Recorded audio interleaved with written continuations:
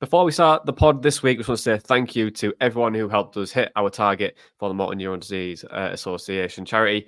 We hit £3,270, and that goes a long, long way in helping us fight that disease. So a big thank you from all of us at the podcast for helping us hit our target. But for right now, we're going to talk about Boro's pre-season friendlies, look ahead to Millwall, and well, kind of make our season predictions. This is the Boro Breakdown podcast, and this is our Boro Matchday Chatter in a pod. Support. Curtis Fleming is there on the edge of the area. Fleming for Craig Hignett. Hit it, Higgy. Higgy hits the treble!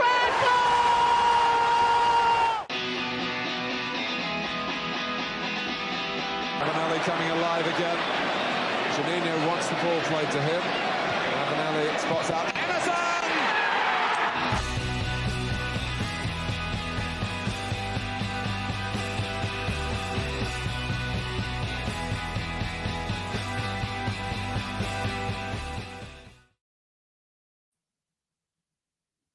Hello and welcome to the Boro Breakdown Podcast with Johnny, Dinner and Tom. We are the Boro Podcast that gives you all of your Boro Matchday Chatter in a podcast. And if it's the first time you've listened to this podcast or watching us on YouTube, we do give you the highs and the lows of the season. We give you some sort of tactical analysis, and we're the home of Shithouse Island and the Nice Slide Club and whatever else comes up during this season.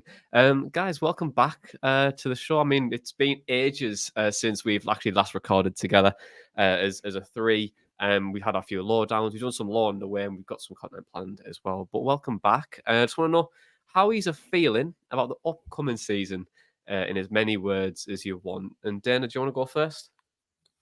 Yeah, it would be an honour. Thank you for queuing me in there. I don't actually know why I'm thanking you, but anyway. You can thank me Welcome whenever back. you want. Rusty.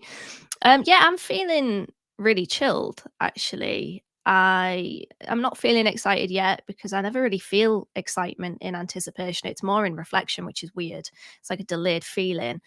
But I'm really chilled. I don't really care about pre-season at all in any way, shape or form in terms of results and to a degree performances as well, because I think performances can give you a slight indication as to how a team might start the season, but they certainly don't give you an indication as to how the season's going to go as a whole. So I don't really see the point or the reason in stressing about, what we may have or may not have seen from Boro in this pre-season schedule.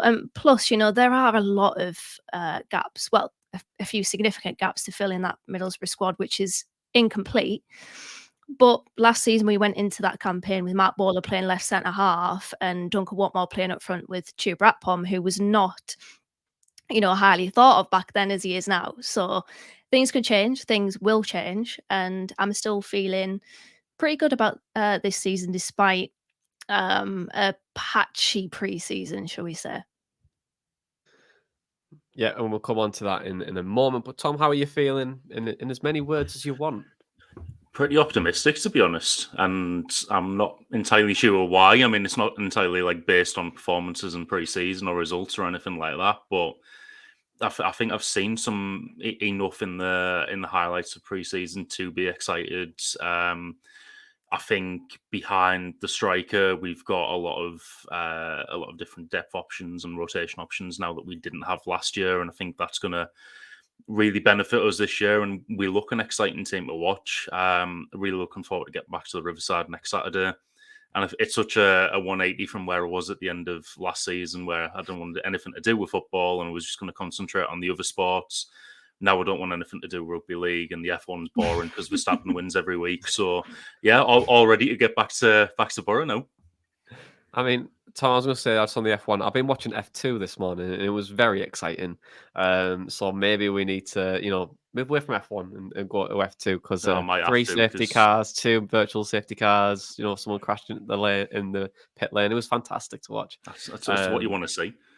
Yeah, maybe we should do an F1 podcast after this. Anyway, sorry, I'll move on. But yeah, how am I feeling about the season? I am excited. I think there is a lot to be excited about. I think the division this year is going to be difficult, and yes, we aren't ready. But I don't think many teams are. It is July, and there's still like a week till the season starts, and we need to probably bring in about 4 or 5 and also we've been kind of testing and learning new ways of playing and introducing stuff that we might see more of as the season goes on. Like those couple of things that we noticed probably from the preseason games, that inverted fullbacks was slowly becoming a thing. Last year we played with one wing back that was very wide, one was quite more tucked in.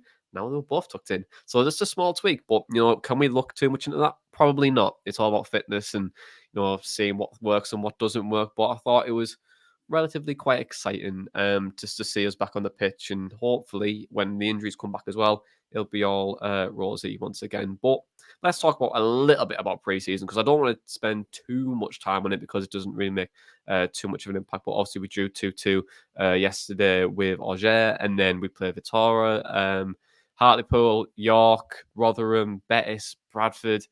So we travelled pretty much most of England, and then obviously and obviously one game in Portugal, which was nice. But out of the 7 preseason games, we scored 9, conceded 8. We only won 2 of those, but it doesn't really matter in massive context, really. But out of the preseason games, Dana, can we get any indicators at all of how we may play this season at all? Yeah, I think we'll still play with the same slick attacking combinations. And I think one of the positive takeaways that I've taken from pre-season is that the new players, the likes of Gilbert, Rogers and Silvera, they do fit into this style of play. And whether or not they can translate that into, playing well in the league remains to be seen. We'll obviously see the beginnings of that on Saturday against Millwall. But at least we can say that on a very basic level, they've got the technical ability in, the good touch, the quick thinking, obviously the physical side of things as well, with the pace, to be able to fit in with what we saw last season under Michael Carrick. And I think the pace is a good point as well, because we were the best team in the Championship last season in regards to counter-attacking goals. So that's a big tick. I think it's interesting actually that we've seen Morgan Rogers up front and Marcus Forss on the right. I was very bold in saying that I think we'll probably see Marcus. In fact, I said I think we'll definitely see Marcus Forss through the middle, and we could still see Marcus Forss through the middle. It is very interesting actually why Michael Carrick hasn't really explored that, because Marcus Forss is a finisher. 10 goals from right wing last season is fantastic. And I think putting him through the middle, maybe it's a bit of Stuani syndrome, where you've got a player there that's playing really well out wide and the manager just doesn't want to play him central for maybe just a tactical reason, simply put. But with Rogers, I just don't think he's a centre forward right now, is he? Just doesn't have the clinical edge in him. That's not to say that it won't come, but for right now, I just don't really see it with him being a finisher. Silvera looks really fun, really fun, and I'm looking forward to seeing more of him. Captain obvious here, but we need a goal scorer, don't we? We've got the build up there.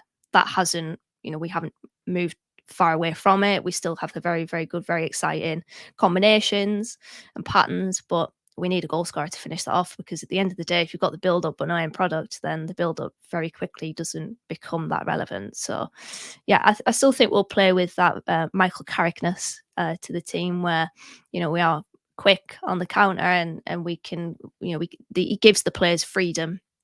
But yeah, we're missing a few pieces, aren't we? Yeah, we are. And it's no secret, is it? But I also quite like that when you were saying Forss is a finisher, and I just thought he's a finisher from Finland. And it's just oh, we go. And I was like, she's definitely got to play on words here. But That's then, like, the I thought first one of the season. And then I thought maybe she hasn't, but then who knows? But Tom, you said that you were very impressed about a couple of minutes ago around pre-season and some of the things that we'd seen. But like, is there any indicators that you've seen that being like, yeah, okay, like that's different? Is there anything that what has impressed you as well? I'd like to think so, but I actually saw similar last season in the Marseille friendly, and then it didn't really apply to us in the first 10 games or so under Wilder. But I remember being really impressed with the one touch passing and combinations in the Marseille friendly, and I think to an even bigger extent this year. I think it was the game against York. I might be wrong, but we had free playing behind the striker. I think the striker was Rogers, and then we had Silvera and Jones and possibly McGree. But I remember one of the bits of build-up play. It came to Rogers just on the halfway line, and it was like one touch around the corner, and Jones was onto it straight away. And it was like that type of breakout pace I'd love to see that applied to us during the regular season. If we can carry that over, we'd be very, very fun to watch. As Dana was saying, we've got a lot of good combination play. We are just missing a goal scorer. I'm really excited to see how the new centre midfield partnership gets on this season as well, because I haven't been to any of the pre-season matches, but from all accounts, Hackney and Barlaser, when they played together, have been excellent. And I was watching the highlights of yesterday before we started recording, and some of the passes Barlaser was playing, that was what I expected from him when he came in last season. Obviously, it might have taken him a little while to get up to speed, but it was the type of stuff he was doing at Rotherham, and it was such a good range of passing. So I'm really looking forward to seeing how that plays out this season as well. Yeah, I really like Dan Barlaser as well. When he signed from Rotherham, I thought he could be that person that can just be a bit help us with being a bit more direct going forward. He's really good at finding the through ball, and he's a really talented boy. So I'm excited to see what he does this season. Whether he's more of a start week in week out, or he's still playing a bit more of a bit part role. I'm still really excited to see it. And he only really got that opportunity for pre-season because of Howson's injury. And, we've not got Akpom either. Colburn's injured. Dijksteel, Smith, who was injured in the Betis game. And Matt Clark is still out with a back injury. And he has been for about nearly a year now as well. So we haven't really seen too much of his impact anyway. But from that, Tom, we still have the injuries and the signings. They're still to come. But how do you think the injuries have affected the preseason? And do you think that'll affect us in the first few games? Because Howson and Akpom have been really big misses. Colburn, we haven't really seen much of as well because, he had a really good year at Bristol Rovers. And I'm interested to see how he develops this year. I wonder if we keep him in or we get rid of him. But how do you think our season will be affected with probably Akpom and Howson being injured?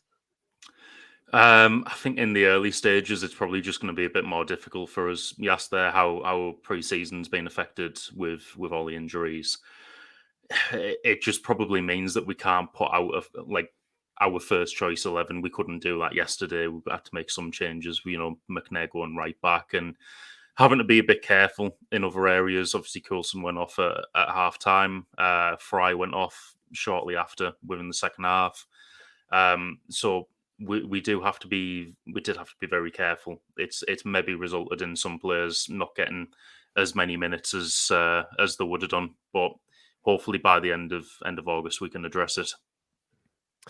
Yeah, and that's it. Like we've made 7 signings already, excluding Agman and Krumar as well. So there are Vandenberg, Gilbert, Rogers, Dieng, and Jones and Glover. I mean, the house of goalkeepers. I think we should probably call it as well. But depth is a big question on pretty much on everyone's minds. Do we have enough depth? Do we have enough players that can fill the gaps? We've lost a few players in the summer. The loans have went back. They haven't really have they replaced them yet? Have they not? But then do you think we have enough depth right now to keep us going all the way through the season? Because I think the answer is really no. But how does it really look across position by position? Yeah, so depth-wise, obviously, when you look at Boro's squad and you line the players out there, it's very, very obvious to see what we need: a left back and a striker. And I think it's very important to focus on the word need there, because I have fallen into the trap of saying, Boro need about 4 or 5. But it's probably more I want 4 or 5 than we need 4 or 5. Numerically, we have depth on the wings. We actually have depth up front because there's Rogers, there's Hoppy, there's Colburn. Granted, he's out injured right now, and there's Crooks as well. The quality is where it's lacking there. But then on left back, we've only got Hayden Coulson because of Matt Bowler's departure. That is of paramount importance, that position, and then up front in Rogers' role at the moment as well. So I think we need a left back and a striker. I think that's very, very obvious. I would potentially like to see another central midfielder, and I just have a feeling that had we not encountered injuries with Smith and Dijksteel, that we might have been looking for another right back as well. Now, I like Dijksteel, and I think that if he comes back before Smith and takes his opportunity, that he could stay in the team.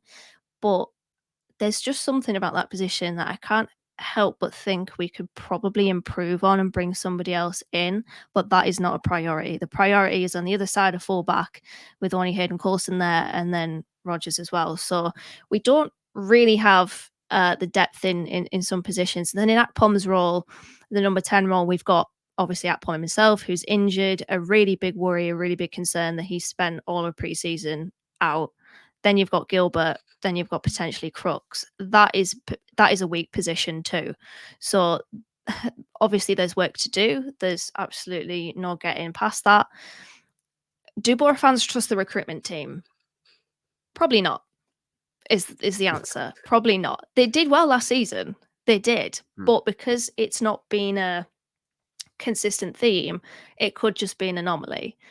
We've seen many transfer windows before last season just not work out, and I am more trusting of them, but I don't think I'm at a point where I can say fully that I trust them, but I'm willing to be more trusting of them, if that makes sense.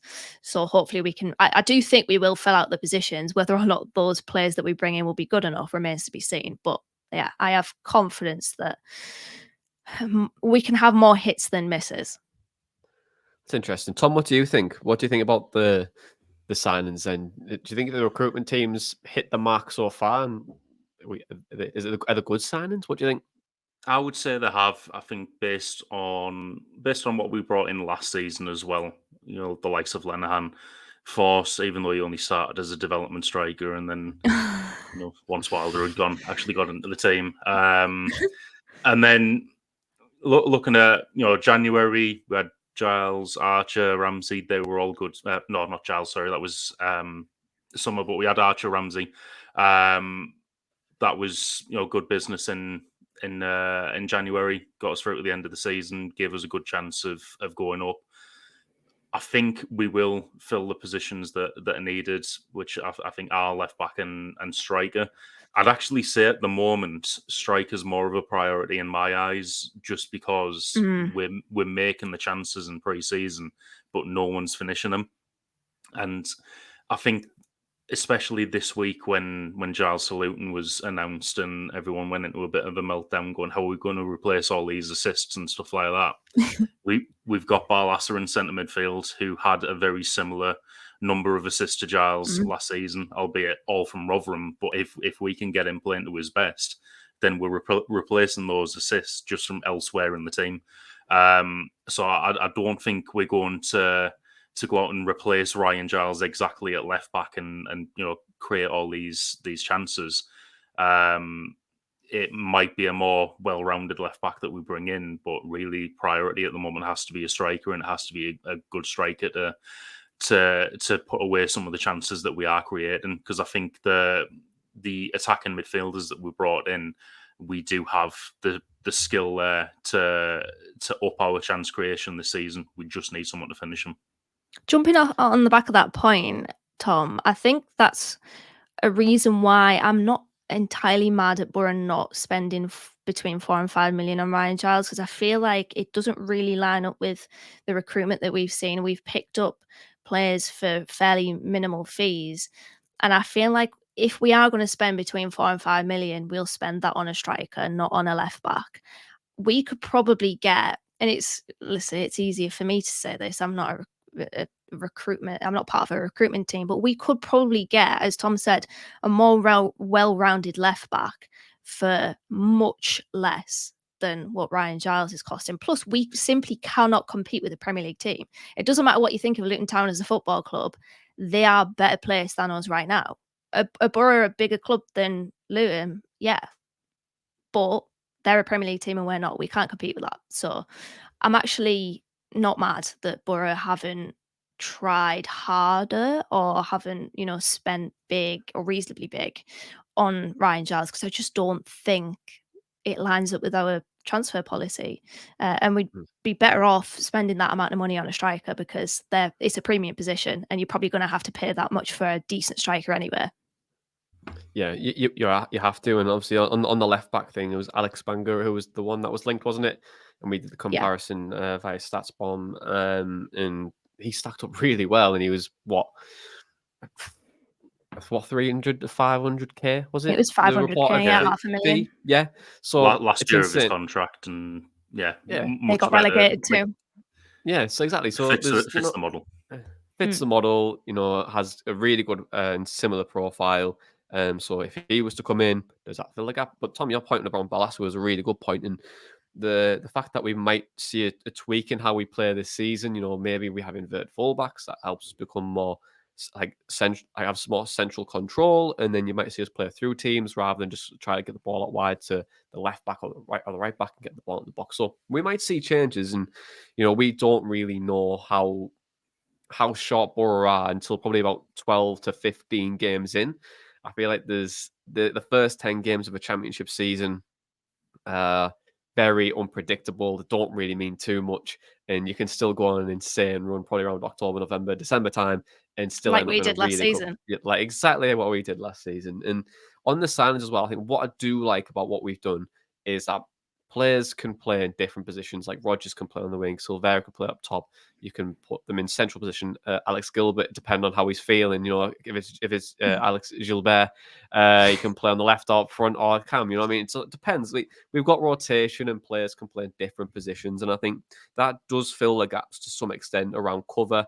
And rather than having just like people that are only specific to certain positions, so like Force could play up top as well. He can also play right midfield.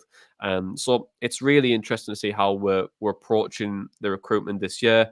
I agree with a lot of fans, or we do need to fill some gaps. I think we need a couple more, especially probably about 4 or 5, I think. But I'm interested to see how we do. But there is an impact of what we've lost, because Giles is a loss. Cameron Archer for me is a big loss, because I thought he was brilliant in that second half of the season. Ramsey I thought was good until he got injured. Then they are big losses, but how much of an impact do you think there will be this season? Do you think they're a huge loss, a minimum loss? It's quite hard to judge, right? Yeah, I mean, Giles and Archer, they are big losses. And even, Ramsey, I think probably to a lesser extent him, only because at least we've got the players that have filled that role. Quality-wise, it remains to be seen. But yeah, with Giles, the most big chances created in the championship last season were 23. Archer, 11 goals from 17 shots on target last season. A goal every 125 minutes, which is not that far off Akpom's ratio of a goal every 111 minutes. That was amongst the top rank in the championship last season, of course.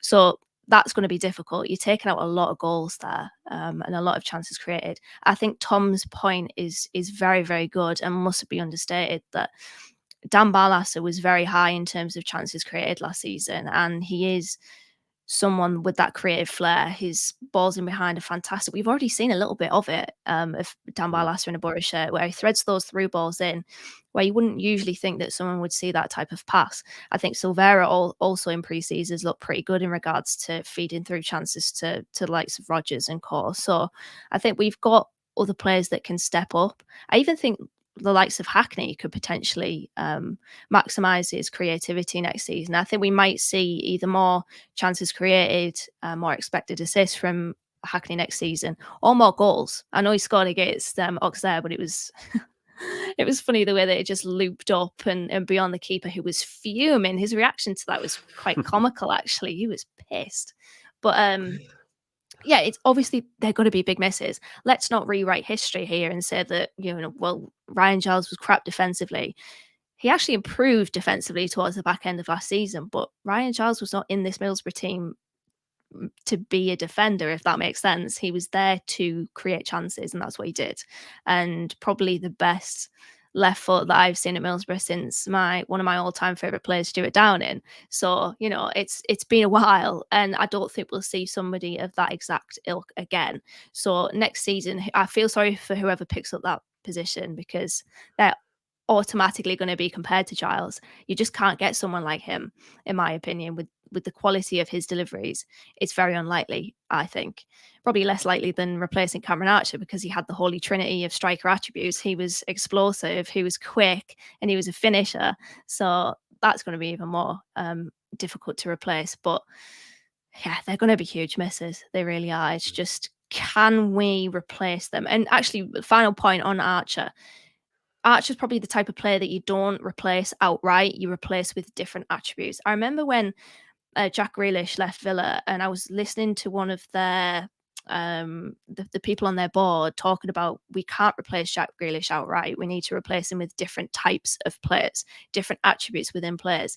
Within Cameron Archer, I think we're probably looking at someone with that physicality, someone with the finishing ability, and someone with a pace as well. That might not happen in one player, so we might need maybe two players to replace him. Yeah. I'm interested to see what we do, and it's a good point as well. Like, do we bring in like 2 or 3 players that will have similar characteristics to build that profile up? But we'll soon see. But Tom, there's a player that returned in the summer, and last year we had something quite similar. There was a certain striker who was on loan and didn't set the world alight on it in his loan, but he contributed to some good things. He came back, had a preseason game, and everyone thought, "Wow, this guy's a really good player." Then he ended up scoring a lot of goals, in the next season with 29. And maybe I'm just playing with a bit of history, but the return of Martin Piero, he had a good season with Boca Juniors. There was a lot of excitement around Martin Piero when he first arrived, and I think rightly so. And we forget, I think he was actually quite good, but he was also playing under Neil Warnock, which made Johnny Howson look finished at that point. So it was a very interesting one. He's only 35. Exactly. Oh no, 2 Finnish references, Jesus Christ. But yeah, Martin Piero's returns. So do you think he will have a very good season this year, or will he just disappear into the darkness and we'll never see him ever again? So what do you think? Because he was linked to Atalanta, he was linked to a lot of Serie A clubs, right? Only a couple of months ago. So what do you think? The return of Martin Piero? Yeah, I think it's going to be in the middle of those 2 extremes that you've just given there. I don't think he's just going to disappear, but I don't necessarily think he's going to come in and have an absolutely fantastic season. I can see him being used as a rotation option for centre midfield, but at the moment, I don't think anyone's getting past Hackney and Barlaser. I think even Howson, when he comes back, even if he is captain, he doesn't walk straight back into that team. I think they seem to have developed a good understanding over pre-season, and it's going to be a job for anyone to get into that centre midfield, into those centre midfield positions. I do hope Piero does well, and I do think that the club are maybe looking at it as like, we did provide a decent outlet to get Piero. Warnock didn't really play him the way we wanted to. Wilder didn't fancy him. Maybe Carrick can actually get the best out of him. I think Carrick's got the best out of quite a lot of players since he came in. So it's not out of the realms of belief that he could do the same thing for Piero. And I think when Piero came back from loan, and the club's like posting photos of his first training session back and saying like Martin's back and stuff like that, I'm like, that doesn't indicate to me that he's leaving this season. That indicates to me that we're happy to have him back. Carrick said we're happy to have him back, and we're going to try and develop him this season, and hopefully he does get a chance and make an impact. I was going to say, all they know that Boro Twitter absolutely lap up any Piero content, so it gets them easy engagement and reach. Hey, there's nothing wrong with that. I like to see the marketer in me, but like I love to see the Piero engagement rate metric go up. But on him, I think it's interesting because he's coming back now, post like COVID world. Obviously he signed during like a pandemic, and then the new manager.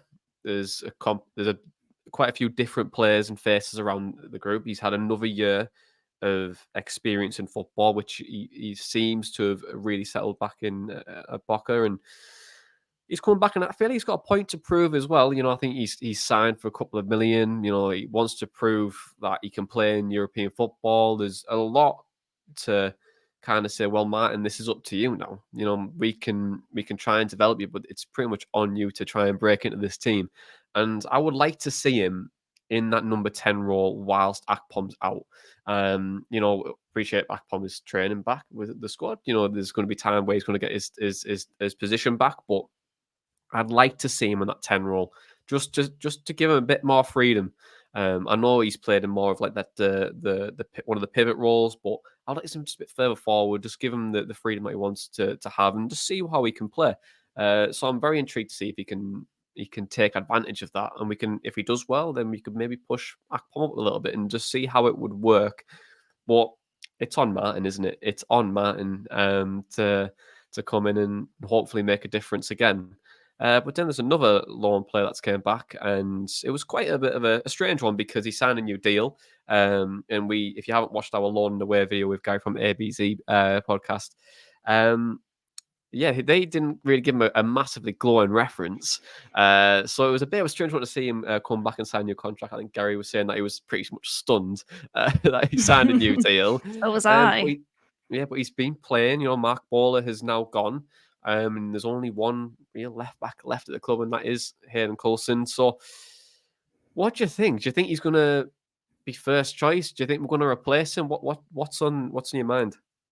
I think he has to be first choice initially, doesn't he? Because there's no other option. I think there's young Sam Collins, who was out last season with an injury, came back. Really good to see him have an opportunity in pre-season, can play all the way down the left. But simply put, I think Hayden Coulson is there because Hayden Coulson has to be there. Like, there's no one else unless you want to game Johnny at left back. Not with your knee injury at the moment. So... Yeah, I think he's just a placeholder, as bad as that sounds. Boro will bring in a left back because we simply have to. And then I think once they are integrated, then you'll probably see Hayden Coulson phase back out to a backup role. It is interesting with Coulson, though, because I'm not going to beat around the bush. I don't rate him. I think for a team like ourselves who want to improve upon last season's 4th place finish, I just don't think he's at the right quality. I remember we had a loan spell at Peterborough, didn't he? Didn't do well. Probably wasn't the best loan spell for him, to be honest, because they were always going to go down that season. And I think at Ipswich it was a bit of a topsy-turvy kind of loan spell as well. And then at Aberdeen he hasn't really pulled up trees. So I just don't really see it with Coulson. But he does have Jonathan Woodgate there, who obviously saw a lot in him when he was manager and got a good bit out of Coulson in that season. It has to be said, though, that team was crap, and therefore anyone that was good in that team was massively spotlighted. But talking about, we spoke a lot about Michael Carrick and Chuba Akpom's dynamic last season, that Carrick got the best out of Akpom. Carrick and Woodgate could get the best, or maybe not the best, but a lot more out of Hayden Coulson. So that's an interesting dynamic, I think. Just to add on to that as well, I wonder if it might make a little bit more of a difference having Lenihan in that left centre-back role and kind of keeping talking to Coulson throughout the game. I don't remember who was centre-back during the Woodgate season, but I can't imagine they had a lot of experience at that time, considering Warnock came in and tried to add the experience of Grant Hall. Oh, God. I wonder if having that type of, experience head next to Coulson might help him this season. I need to find out who is playing in our defence at that time. Well, Dale Harold Fry was McCurdy won definitely it. there. Harold McCurdy was one. Shotton. There you go. To be fair to Shotton, right, unpopular opinion, he was decent for Boro. He weren't bad. Overall, he weren't bad.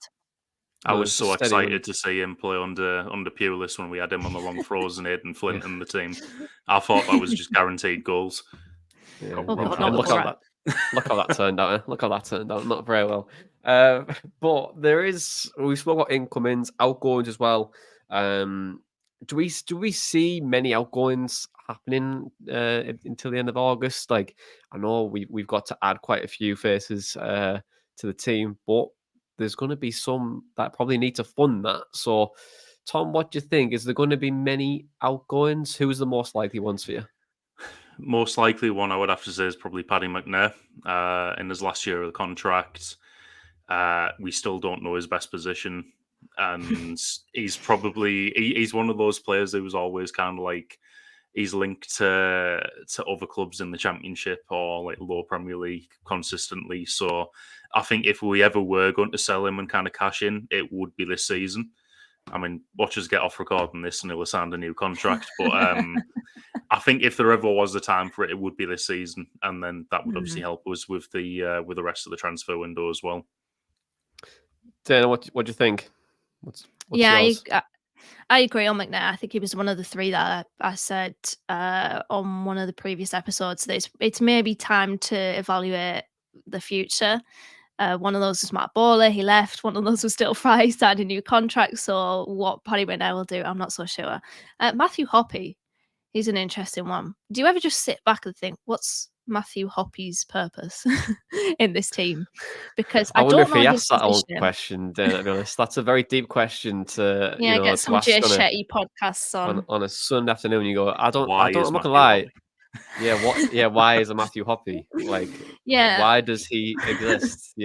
Like, maybe we you get know, people to think about that. yeah, maybe. I mean, when I did the lowdown on him last summer, at Schalke he played out wide and then he also played through the middle. So, firstly, I don't know his position, and he's had very fleeting minutes at Middlesbrough, hasn't he? So we don't really know a lot about him, really, in a Middlesbrough shirt, and I just don't know where he fits. So potentially he could go. Coburn as well, when he comes back from injury, I think he might go out on loan, which I think is probably the best thing for him to do. But yeah, I agree with McNair, Hoppy, and then there's a big question mark over Atpom, isn't there? Yeah, there is. And will he go? Who knows? It's a very different question now, isn't it? Because last year we were just like, yeah, we want to see Akpom again, and now we don't even want him to go. And I want him to stay, so please do stay, Tuba.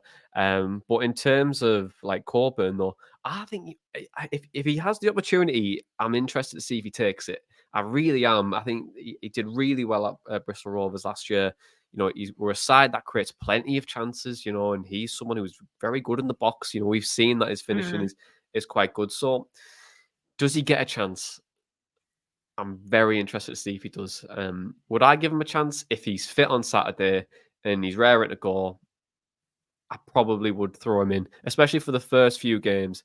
Give him like till middle of August, then towards the end. And if he wants to go out on loan, he still can because that loan window is open, isn't it? Until about September, October time. So, we could still let him go out on loan, but I think overall, give him a chance and see how he fares up. Linked wise, is there anyone that is taking your fancy at the minute, Tom? Do you think that Boro might potentially? Well, is there any links that have excited you at all? Or is there not? Like, there hasn't been many over the last couple of weeks, has there? No, there hasn't, and I'm struggling to think of anyone who's kind of exciting me at the moment. I don't know anything really about Alex Bangura. Obviously, seen the stats comparison to Ryan Giles, but I don't know anything about his style of play or anything. So that's not a sign that really gets me excited. The excitement really is that we've filled that slot at left back, so then we can kind of like move on to striker. But I don't know. I feel like striker, it's going to be later in the window, and it's going to be someone who hasn't made it into a Premier League team. I think it's someone who doesn't get in the 25. It could be a loan, or depending on how far their depth chart they are, it could be a permanent. But I think we're gonna get down to the wire in the transfer window. I don't think we're gonna have a striker for most of August, and it's going to be shared between like Rodgers, Crooks, and possibly Coburn, and then it'll get down to deadline day, and it'll be like, all right, we've re-signed Cameron Archer, and now also in centre mid we've signed the other Aaron Ramsey. Like, it's going to be so Cardiff. Yeah, we've just picked him up for some reason because. But I think it's going to go down to the last day. I think we're going with the senior players. I think we're going for quality, and we're going to have to wait to get that. It's just a good feeling. I'm not kind of basing that on anyone, but anything. Sorry, but we haven't really been linked. It seems too quiet, and we're working on stuff behind the scenes. It's just I feel like it's going to take a while to get these experienced players in. But once we do, we're going to be like, how have we got these players? Dana, what do you think? Is there any links that are exciting you? Well, I'm looking at our link list at the moment, and I'll just reel off a few names that have been linked with us and haven't already signed for another club or haven't had their links debunked by somebody.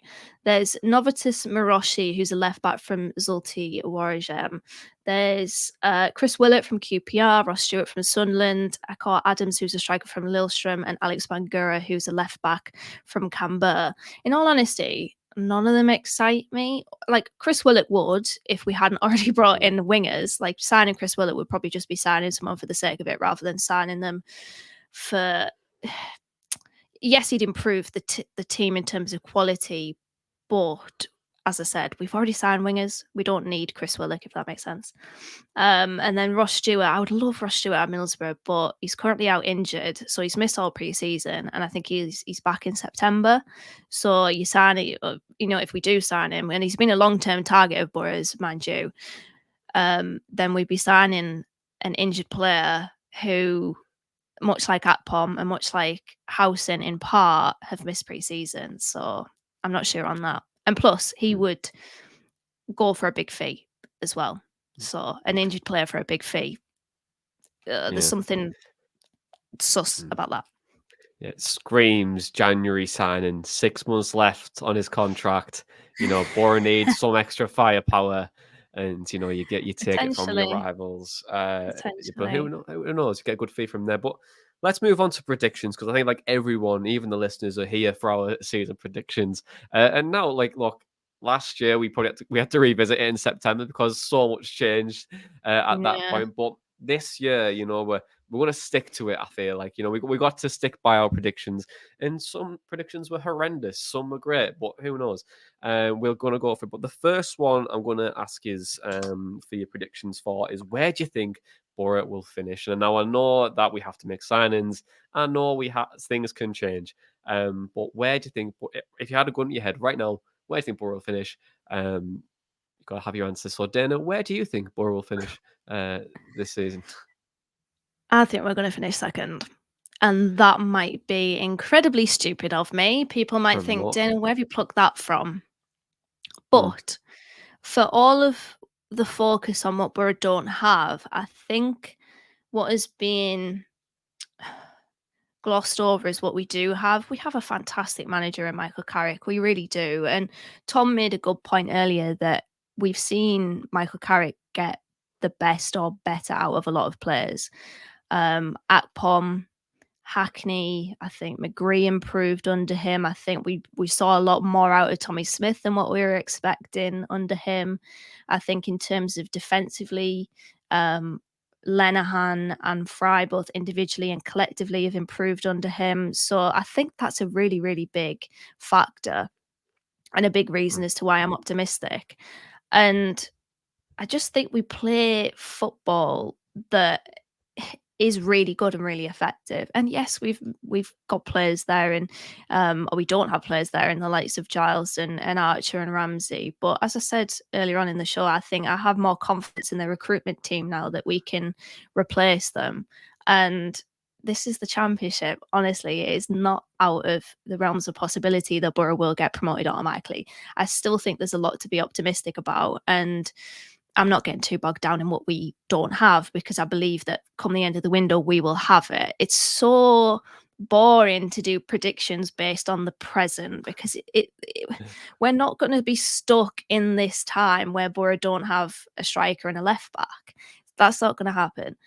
We will get a left back, we will get a striker, and I think that they will be effective within the system. And I just think that the Michael Carrick factor will take us just that few places higher than last season, which means automatic promotion. Oh, that's what I'm hoping. Yeah, and Carrick is, he's got the highest win percentage out of any Boro manager over 30 games. So, just saying. Anyway, Tom, where do you think Boro will finish? I've got us improving on last season and finishing third. I desperately wanted to be optimistic and say second or even top. And I think if we had a striker in by this point and scored a few more goals in pre-season, I'd probably be willing to commit to that prediction. But at the moment, I'm going to say third. I'm kind of making my prediction on the present, unlike what Dana's just said there. I'm hoping by the end of the window that we've signed a couple of like really good players and striker and left back, and I can look back on it and say I wasn't being optimistic enough. But I do think we'll still be up there. But I don't know, the years of hurt over being a Boro fan have kind of got to me on this one and have us finishing third. Yeah, it's interesting to hear you both so optimistic. I've actually got us fourth. I don't know, and I don't think we'll get promoted either. Oh, like I know, I know it's a tough one. I just think the quality that the three sides that have came down is insane. I know Leeds had a bit of depth issues, really. Yeah, but not they'll Leeds. probably they'll fill it, Not but Leeds. I don't know. I think they're Farke's a got mess. great- I think they'll get in the top 6, but I don't think they'll have a plain sailing season. I'll get onto that. I have them finishing mid-table. Yeah, I think it Finish depends on, mid-season, they just throw the towel in. They just go to I the think- beach mid-season. I think it depends who leaves Leeds. Though, like Jack Harrison is still fantastic. Patrick Bamford is still good when he's fit. Since the era is still very, very good.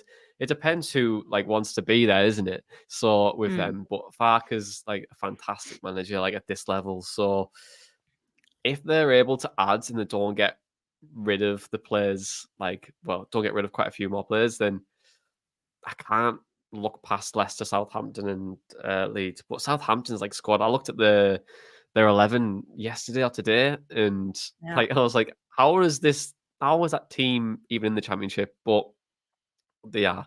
But I'm expecting Ward-Prowse to go. I'm expecting Lavia to go. But then they've got about 80 million there just to spend on whatever they want in the Championship, and that is very hard to look by. And they've got a good manager there as well. So yeah, who knows? But I've got us finishing fourth. Sorry, Boro fans. Anyway, who's going up and who's going down? I kind of just said my three. So I'll finish on who's going down. I think QPR, Cardiff, and Sheffield Wednesday. Sheffield Wednesday in a bit of a mess. Cardiff also a mess. QPR are also in a mess, and Blackburn Rovers also in a mess. So I'm very intrigued to see who will go down. Everyone will always say Rotherham, but don't know. I just feel like they're a bit steady this year, so they might still, but who knows? But Tom, who are you going to go with? Who's going up and who's going down? So going up, I've got Southampton, Boro, and you know what? I put Sunderland in my notes, but that after my last prediction, it would mean Sunderland finishing second, and that's not happening. So I'm going Southampton, Boro, and Leicester. Leicester beat Sunderland in the playoff semi-finals, not even the final. And then QPR, Cardiff, and Sheffield Wednesday going down. I can't look past any of those teams. I think QPR are an absolute mess. So are Cardiff and Sheffield Wednesday. They've always been a mess, haven't they? But looking at the looking at the absolute Jekyll and Hyde you got in the League One playoffs last year, you can see them getting turning up and getting absolutely battered by Peterborough, or it could go the other way. They've changed manager. I don't know what it's going to be like for them in the Championship this year. So I've got them yo-yoing straight back down. Okay, and Dana, what to round us off? What do you think? Who's going up? Who's going down? I've going up Leicester, Boro, and Southampton. My sister will love that. She lives in Leicester, so she's a proper half scarf merchant between Leicester and Boro. And then going down, Rotherham, Sheffield, and Plymouth. I think Sheffield's team, please look at it. It just screams League One. Rotherham as a football club just scream League One. And unfortunately for Plymouth, I think they'll go down third bottom. Oh, that's interesting. I quite like Plymouth as well. So yeah, I do. I'm a bit disappointed that you put them there. I feel like you're better than that. Same. It was between them actually and Neil Warnock's Huddersfield, but I think he has been relegated before, right, Neil Warnock? But I just can't see it happening for some reason. Well, I think I've just thought there as well. Rotherham, it might depend on what Barnsley do in League One, because have you ever seen them both in the same place at the same time? They might just be the same club. They just swap positions every year. That's a great football conspiracy that, are they actually just the same club? Especially for the Championship. It's the that's same. Funny. I'm sick of going to Walkwell as well and watching us get beat, so please watching me get a drug search by a fucking dog. I hate dogs. Anyway, carry on. Thanks for that, Dana.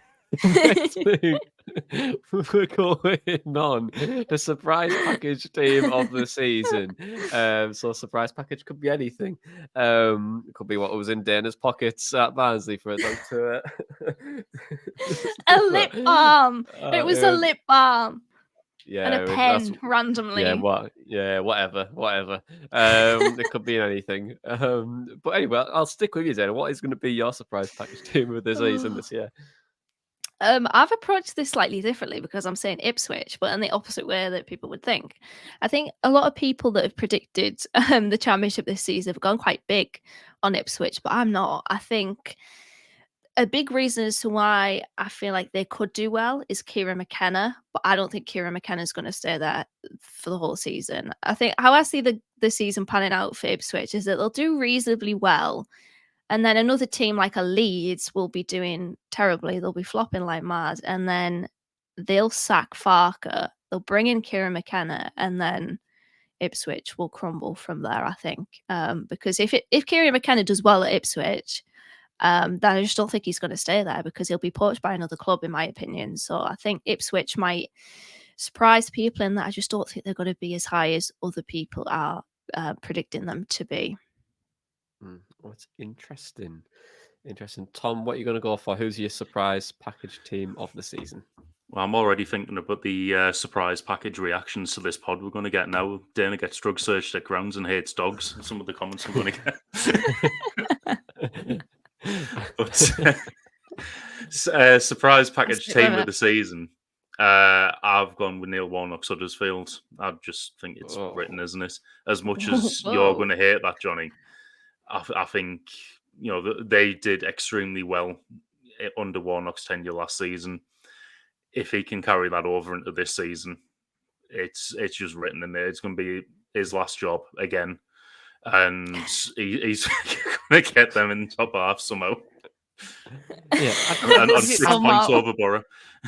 To be fair, Tom, history will be on your side here because Huddersfield tend to have they're either 5th or 19th.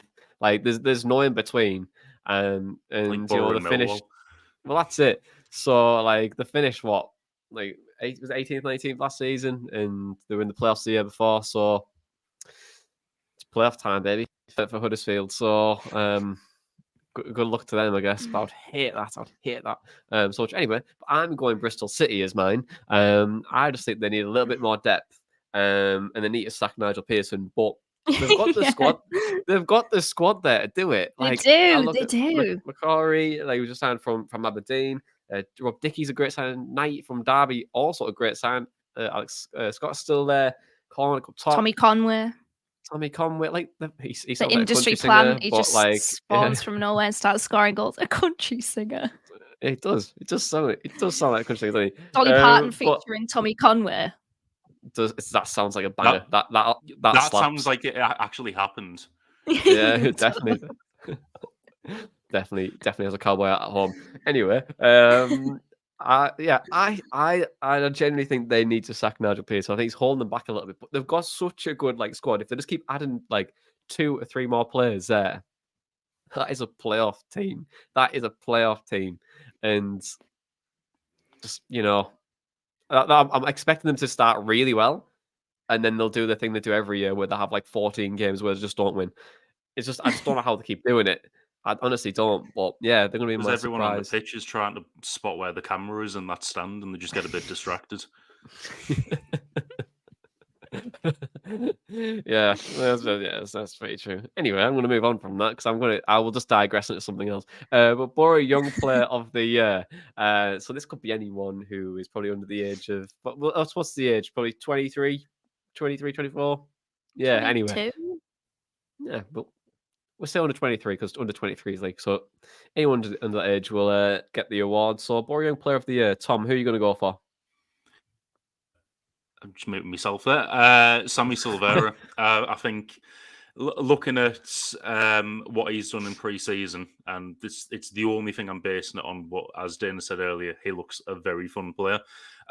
His movement off the ball seems absolutely outstanding. But it's the link ups and his his movement once he's released the ball to someone else and the positions he gets himself into. He's got himself a couple or a few goals kind of off the back of doing that as well. I think he's going to be prove to be a very decent signing this season. I think once he gets in the team, if he takes his chance, he might end up being a bit of a mainstay. Okay. Dana, who are you going to go for? Hayden Hackney, really easy for me. I think he's just going to improve upon last season and kind of become the main man in midfield, I think. So, yeah, Hayden Hackney is my prediction for Boro Young Player of the Year. And I agree, Hayden Hackney or Vandenberg. I think it's going to be. I think they're the two people I'm very excited about this year. And if Hackney can have a good season, you've got a very, very good asset there in terms of if you want to sell him if we don't go up. So, that's something to watch out for. But Boro Player of the Year. So this could be the same person that you've just picked. It could be someone completely different. I'm going to go back to you, Tom. Who is going to be your Boro Player of the Year? I've got him doing the double and Chuba Akpom. I think he's going to be the best player for him. He's mint, man. I think once he gets back from injury, if he can just get back up to speed of where he was last season, I don't think anyone else comes close. Interesting. Dana, who are you going to go for? Hayden Hackney again. I think he'll have the Adama Traore sweep. Because I think I alluded to it earlier, I think he'll add goals to his game next season. And if he does that, we won't keep him. And I think he will end up being Boro's Player of the Year. Although I did say off air, I have a feeling that someone that isn't yet here could also be the Player of the Year, if that makes sense. It was difficult to choose, but I'm going to land on Hayden Hackney for that one, I think. Okay, then. I'm going to go with Riley McGree for the second year in a row. The stats don't always look favourably for Riley McGree in terms of like assists and goals, but I think he's Boro's best player by a country mile. What he brings to the team is insane. The way he adjusted his game under Carrick to have more of a free role played such a big part in how we were able to create so many opportunities last season. So for me, Riley McGree will get the award, and he deserves more respect, that man. He's such a good footballer, and I hope we see the success that he had last season this year as well. So he's going to be my Boro Player of the Year. But I don't think he'll get it. I think he's going to be mine, and that's the most important thing. You want to be Johnny Howson again. It's just the just default. It's just Johnny Howson, isn't it? Yeah, he's definitely taking something, and he just keeps rolling back the years. But the next one is always the fun one. It's what your bold prediction for the season is. We've had some very bold predictions on this podcast.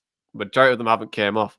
I'm looking at you, Elliot Venice, with Sam Stubbs. What a throwback podcast moment that was. But bold predictions, Dana, who is going to be, or what is going to be your bold prediction for the season? Well, I've got one very similar to yours, haven't I, Johnny? I haven't told anyone yet, but thanks for that. Well, I read your notes, so it's your fault. Spoiler alert. I think we'll end the season the top 3 for goals scored from set pieces. But because we have similar ones, I'm going to throw another one in there as well. I think that Alex Gilbert will outscore Chuba Akpom. Oh, that's a. And I don't think Akpom's going to have anywhere near the same season as last season. He's missed all the preseason with a knee injury. I think it's a knee injury, but with an injury, and if it is a knee injury, it's the same injury that he had at the back end of last season. So I just think that that's going to, at the very least, it's going to affect his start to the season. I think from there it might spiral. I hope not, but I just can't see it happening. It's that good old, it's too good to last kind of mentality. I was about to say, what did Chuba say in our interview to annoy you that much? I know, yeah. What did he say? Yeah. What the poor Chuba? Like, comes on the podcast and then you just slay him next one. Well, it's the Boro fan in me, Tom. It's the Boro fan. We always expect the worst from players. Yeah, we always expect the worst. And even if we have something good in one season, it's always that thought of, well, it's not going to last next season, which is stupid. Like, it shouldn't be like that, but it just is, isn't it? We always lean on the side of pessimism. But to be honest, it's just the injury. The injury is really worrying me, that it's when Boro went to Portugal, it seemed like it was just a short-term thing and that he'd be back pretty soon. And then obviously that has sort of gone into, I think it's been about 3 weeks, 3.5 weeks, 4 weeks now. Missed all the pre-season. Like, that is a concern. So that's what's really fueling those thoughts at the moment. Interesting. Okay, well, people kind of know what mine is. No, well, I was going to say top 5 for set pieces scored. I just feel like we've made, we're going to make some tweaks this year and just, develop our set piece game quite a lot. So I think we're going to be up there. We're going to finally be that set piece team that Sky always think we have been. Don Goodman. That was mine, but I'll go for a second one as well. And I think Silvera will get more assists than what Ryan Giles did last season. So how about that? Anyway. So 12. Yeah, he's going to get 12 assists. Yeah. And I hope he gets them very soon because I can't have it like coming at the end of the season. So please, Sammy, just do what you can. Tom, what do you think? What's going to be your ball prediction? I've got two. For this season. So for the second year in a row, we're going to have a Boro player reaching 20 goals. And it's not going to be Akpom again this season. It's going to be Marcus Force. Wow. And my second prediction is that one of my bet builders, where I have Daryl Lenihan anytime, is going to pay off this season because he is going to get that goal. I love that one, Tom. It will happen. That will happen this time around, Tom. It's going to happen. I might just make my money back from all the ones I've wasted if that does come in. The thing is, though, it's going to be one of those things where, like, the 1 week you forget to put it on, he's just going to score a hat trick or something. Do you know what I mean? Like, it's just going to be like, you can imagine all the money you could have made, but that's why I'm committing to doing it every week this season. It was very hit and miss last season, but it's going to be every week until he scores. Please, Dara, just score for the love of God. Just please score. I mean, if the set piece balls claim happens, Tom, then you never know. He might. Watch Dale Fry get 20 and Daryl just gets none. Dale Fry would be what we thought Aidan Flint was going to be. Yeah, exactly. I mean, long throws could be happening as well. Who knows? But let's move on. There's a game to talk about because next week we face Millwall, and Millwall finished 8th in the Championship last season. They went on a really good run, and they're in talk for a bit of a shout for the playoffs at some point as well. But the last time we played them on the opening day, we drew 2-2. We were 2-0 down under Tony Pulis, and Martin Braithwaite scored, and George Friend.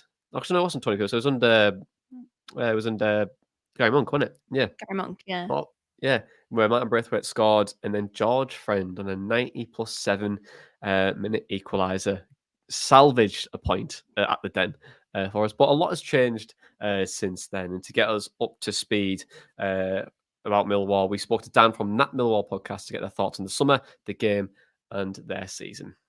Hi guys, I hope you're well. It's Dan here from That Millwall Podcast. Looking ahead to the game on the 5th, which has came around very quickly. Summer for Millwall has certainly been an interesting one. Started off with the sign of Kevin Nisbet, who's looked on fire in pre-season, and also Joe Bryan on a free transfer, which is a fantastic addition. I think he'd probably start for most clubs in this league at left back, so I think that's a fantastic signing for a club of Millwall.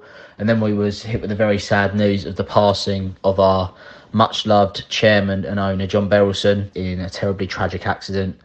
So that kind of delayed everything for a little bit at the club. His son has now taken over as our chairman, and he has, sent a message out saying he wants to continue the legacy that his father's left for him. And then we've made a couple more signings since then. We've brought in Wes Harding on a free transfer from Rotherham, who's definitely going to provide some cover for us and be a useful player. And we've also brought in a Belgian midfielder called Casper De Noor, who I can't say I know too much about, but he comes in with some good reviews from Belgium. We're looking forward to seeing how he fits in.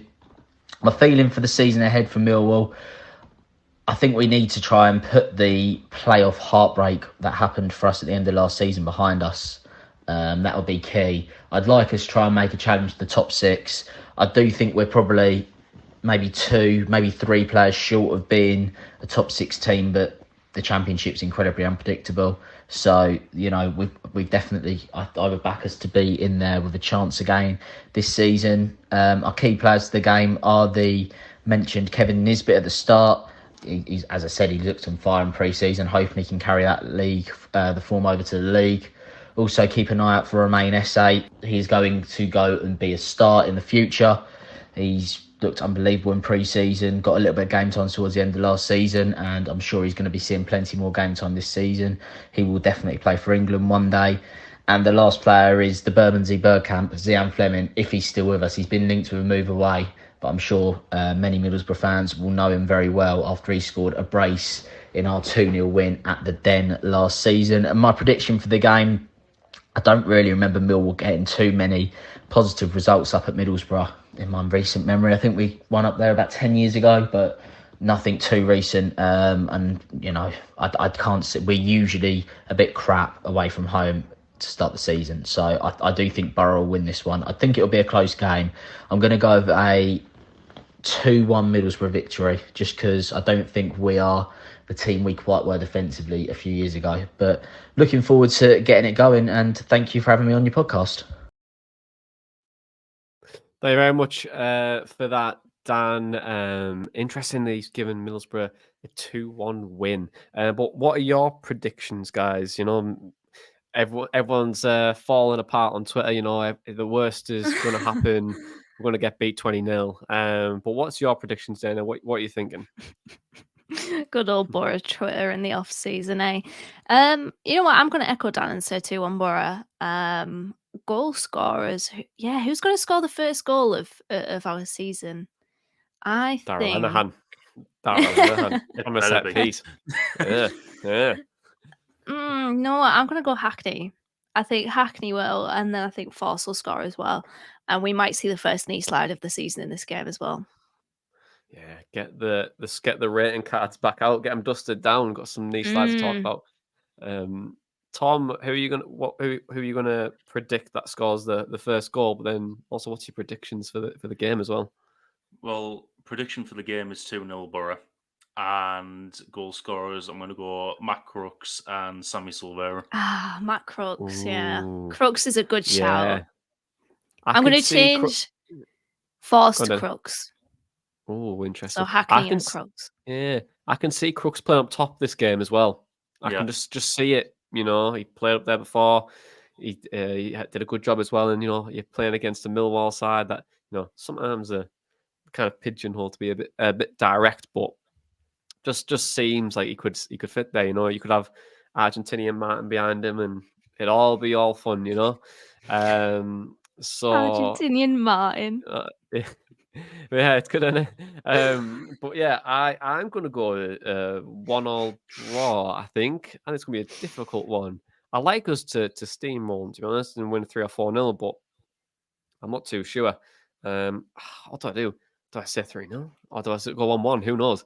It's, I think 1-1. I'm going to go 1-1. Not you having an existential crisis over a prediction there, Johnny. People want to know. People want to know what I'm going to game one as well. Yeah, you are in game one as well. Not even game 46 where it's important. Yeah.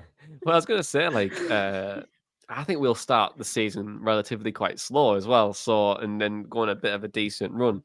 A lot of Boro fans will probably die if we started having a slow run at the start of the season. But you know what happens. You know what? I'm going 3-0. Up the Boro. Anyway, thanks, guys. So ambitious for game one. Yeah, I know, too ambitious now. But yeah, thanks, guys. Thanks for joining me, as always. And to the listeners and the viewers, do give us a 5-star rating on your podcast provider and give us a thumbs up and subscribe on your podcast provider and on YouTube as well. It helps us get found, charted, and all that fun stuff. But there's 46 games to play. There's signings to be made. There's twists and turns to come. But don't write us off just yet, Boro fans. There's plenty of football to play.